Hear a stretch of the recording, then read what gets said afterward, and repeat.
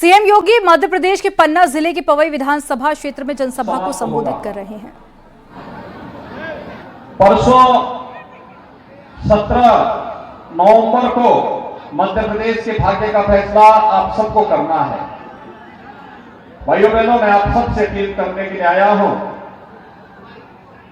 सबसे पहले मैं इस अवसर पर आप सबको आज भैया दूज का पावन पर्व भी है, इसकी बधाई देता हूं। भाइयों बहनों, आज प्रातः काल आपने देखा होगा देश के यशस्वी प्रधानमंत्री जी ने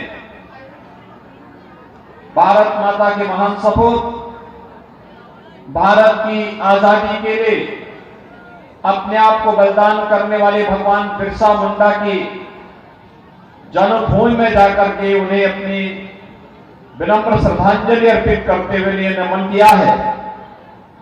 मैं इस अवसर पर अपने सभी वनवासी जनजातीय बंधुओं को जनजातीय दिवस की हृदय से बधाई देता हूं, अपनी शुभकामनाएं देता हूं। हमारा ये जनजातीय समुदाय सदैव से प्रकृति और पर्यावरण का उपासक रहा है।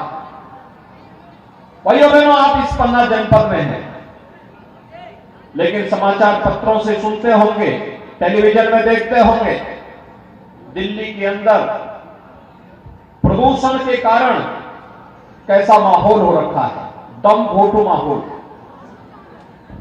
गैस जहरीली है, पर्यावरण जहरीला सा हो गया है, आंखों में जलन है। माननीय उच्चतम न्यायालय को और एनजीटी को तमाम उद्योगों को वहां बैन करना पड़ा,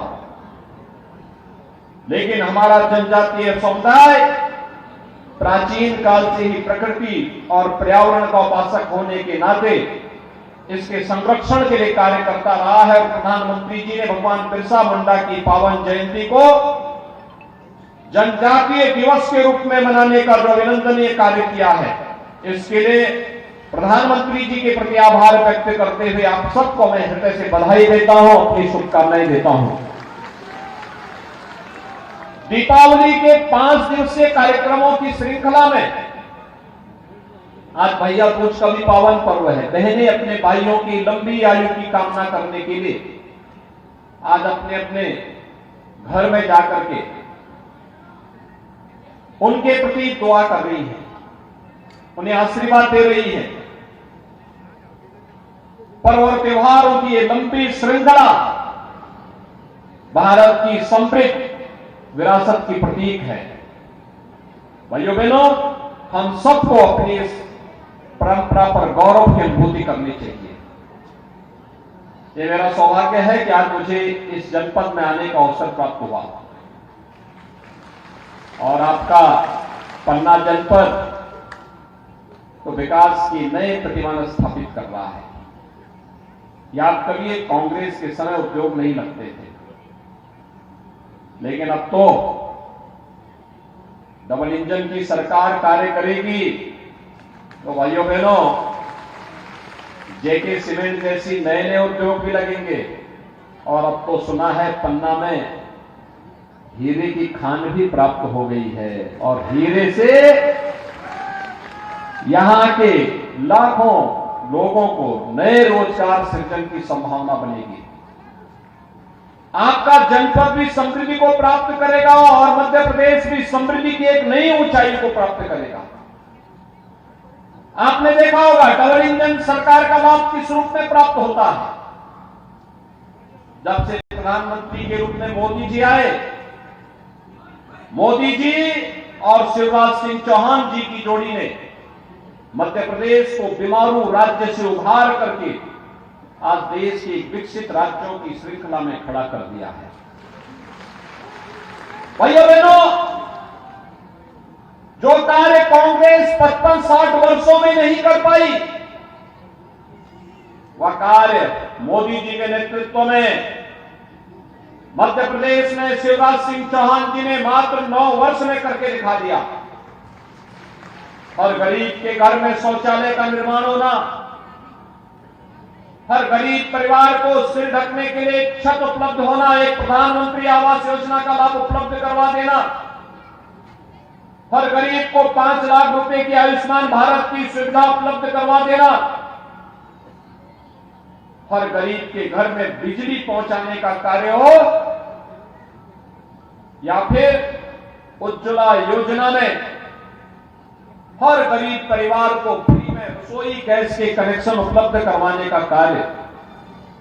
भाइयों बहनों, ये सभी कार्य पहले भी हो सकते थे। कांग्रेस को तो 55-60 वर्षों तक मौका मिला था, लेकिन विकास उनके एजेंडे का हिस्सा नहीं था। गरीब कल्याण उनके एजेंडे का हिस्सा नहीं था। वनवासियों, गिरवासियों, हरिजनों, जनजाति समुदाय के का उत्थान हो, उनका कल्याण हो, वे भी सुख और समृद्धि के मार्ग पर आगे बढ़ सके, ये कांग्रेस के एजेंडे का हिस्सा नहीं था। कांग्रेस तो जाति के नाम पर बांटती थी, समाज के सामाजिक ताने बाने को छिन्न भिन्न करती थी, वोट बैंक की राजनीति करती थी, और जब सरकार से देने की बात आती थी तो इनके नेता कहते थे कि देश के संसाधनों पर पहला अधिकार तो मुसलमानों का है। यही तो कहते थे इनके लोग, तो यही कहते थे। वो ये नहीं कहते थे कि देश के संसाधनों पर पहला अधिकार गरीबों का है, अन्नदाता किसानों का है, नौजवानों का है, हमारी बहनें और माताओं का है। ये बात कांग्रेस के नेता कभी नहीं कहते थे, क्योंकि विकास उनके एजेंडे का हिस्सा नहीं था। भाइयों बहनों, मोदी जी 2014 में प्रधानमंत्री बने, उन्होंने नारा एक ही दिया, उन्होंने कहा था कि मेरी सरकार देश के गांव के लिए, गरीब के लिए, किसान के लिए, नौजवान के लिए, दलित के लिए, वंचित के लिए, जनजाति के लिए, समाज के सभी तबकों के लिए, महिलाओं के लिए, सबके लिए कार्य करेगी। और इसके लिए उन्होंने नारा दिया, सबका साथ सबका विकास।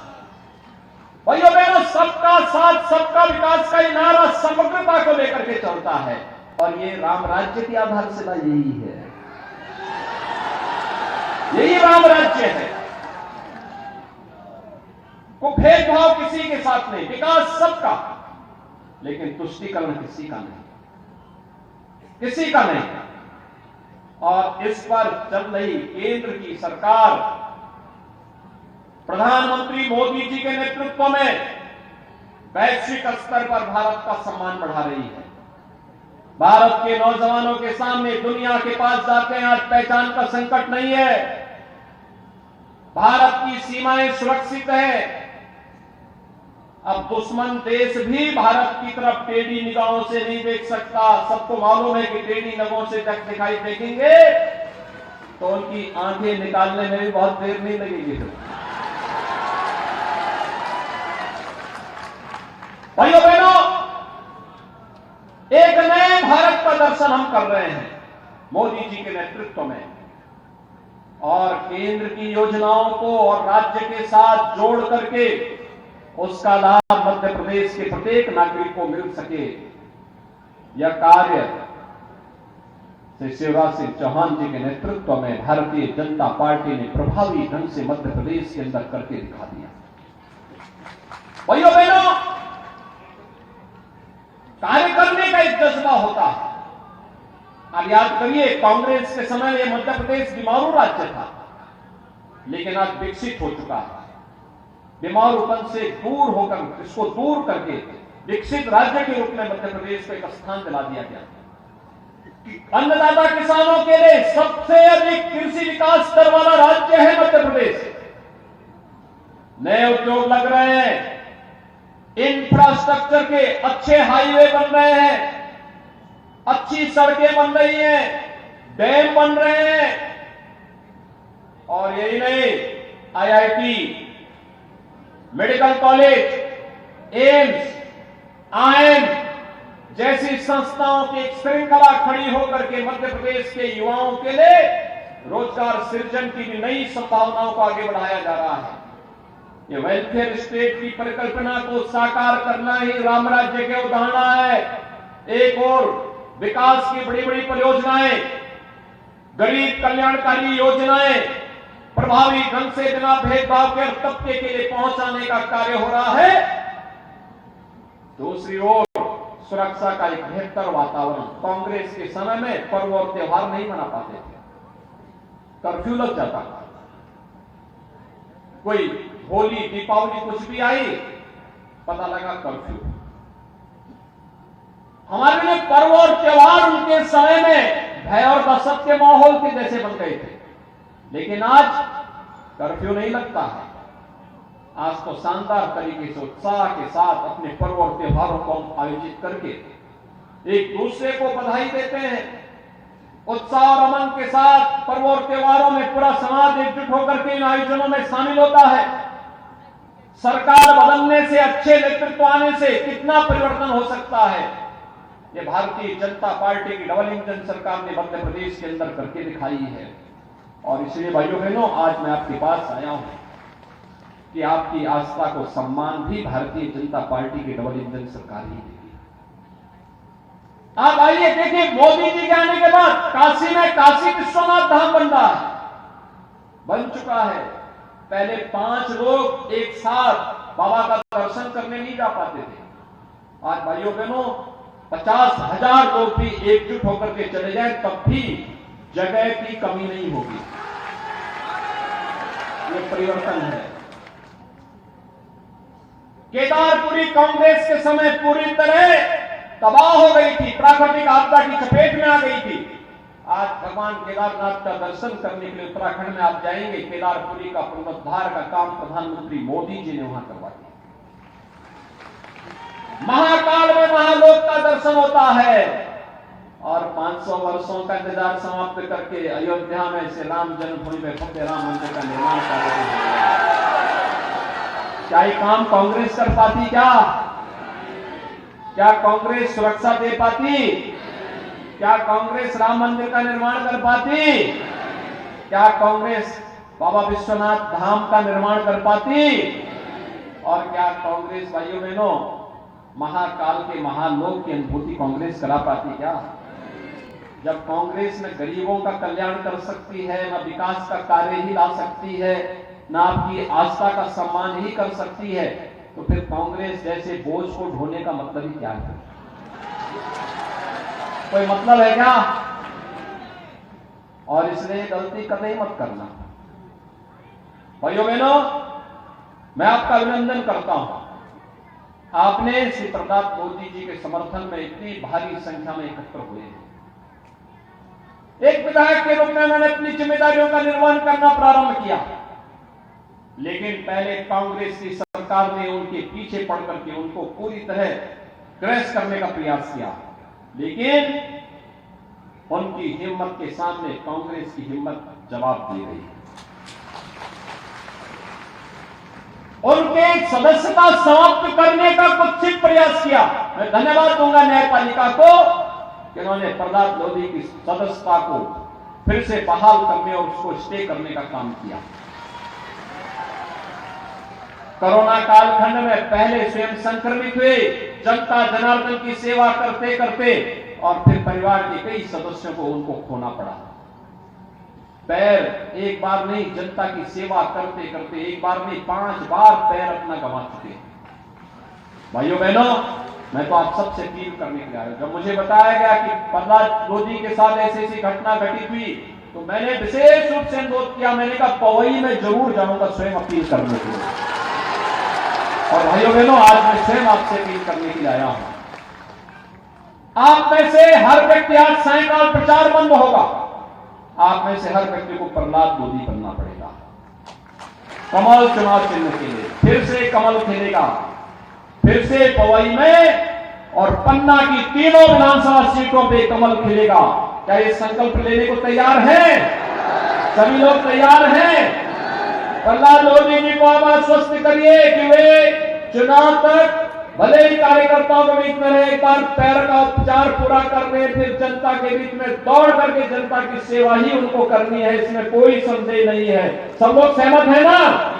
तो भाइयों बहनों, मेरे साथ बोलेंगे भारत माता की, भारत माता की जय श्री राम। राम, जय जय श्री राम।